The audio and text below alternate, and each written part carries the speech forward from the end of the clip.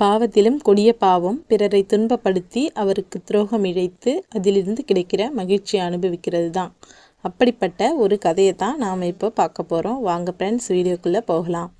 அன்றொரு நாள் யமலோகத்தில் யம தர்மராஜாவும் சித்திரகுப்தர் இவங்க 2 பேரும் சேர்ந்து பாவ புண்ணிய கணக்குகள் பார்த்துட்ருக்காங்க.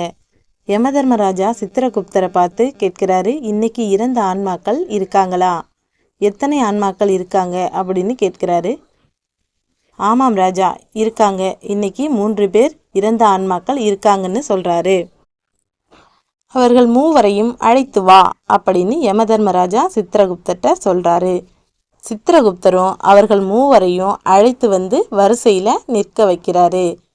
இந்த ஆன்மாக்களோட பாவ புண்ணிய கணக்கை சொல்லும்படி சித்திரகுப்தர்கிட்ட யம தர்மராஜா கேட்கிறாரு. யம தர்மராஜா, இவர்கள் 3வருமே மானுட உலகில் வாழ்ந்த மாபெரும் திருடர்கள். புண்ணியங்கள்னு எடுத்துட்டோன்னா பெரிதாக எதுவும் இல்லை. இந்த 3வருக்குமே பாவ கணக்குகள் தான் அதிகமாக இருக்குது அப்படின்னு சொல்கிறாரு. யம தர்மராஜா இந்த 3 ஆன்மாக்களையும் ஒவ்வொன்றா கூப்பிட்டு விசாரணை நடத்துகிறாரு. முதல் ஆன்மாவிடம் யமராஜா கேட்கிறாரு, நீ மானுட உலகில் என்ன பாவங்கள் செய்த அப்படின்னு கேட்கிறாரு. யமராஜா, நான் வீடு வீடாக சென்று உணவை திருடி சாப்பிட்டேன். அதுவும் கூட நான் உயிர் வாழணுங்கிற ஆசையில் தான் அப்படி செய்தேன். வேற பெரிதாக நான் எதுவும் திருடலை அப்படின்னு அந்த ஆன்மா சொல்லிடுது.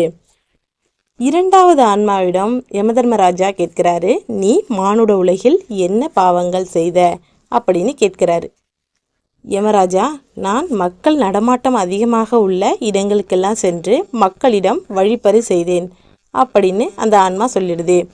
அதுவும் கூட என் மனைவி குழந்தைகளை காப்பாற்றுவதற்காக செய்தேன்னு சொல்லிடுது. 3வது ஆன்மாவிடம் யமதர்மராஜா கேட்கிறாரு, நீ மானுட உலகில் என்ன பாவங்கள் செய்த அப்படின்னு கேட்கிறாரு. உடனே சித்திரகுப்தர் சொல்கிறாரு, யமதர்மராஜா, இந்த 2 ஆன்மாக்களுமே தன்னுடைய வயிற்று பிழைப்புக்காக ஏதோ திருட்டு தொழிலில் ஈடுபட்டவர்கள். ஆனால் இந்த 3வது ஆன்மா இருக்கே, இதுதான் திருட்டிலேயே மிகப்பெரிய திருட்டு, பாவத்திலேயே மிகப்பெரிய பாவத்தை செய்துள்ளது அப்படின்னு சொல்கிறாரு. அப்படி என்ன பெரிய பாவம்னு யமதர்மராஜா கேட்கிறாரு.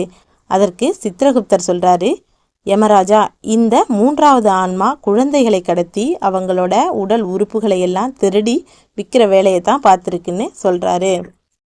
அதற்கு அந்த யமராஜா, அடேய் 3வது ஆன்மாவே, இங்கே வா, நீ எவ்வளவு பெரிய பாவத்தை செய்திருக்கிறாய் என்று உன்னால் உணர முடிகிறதா அப்படின்னு கேட்கிறாரு.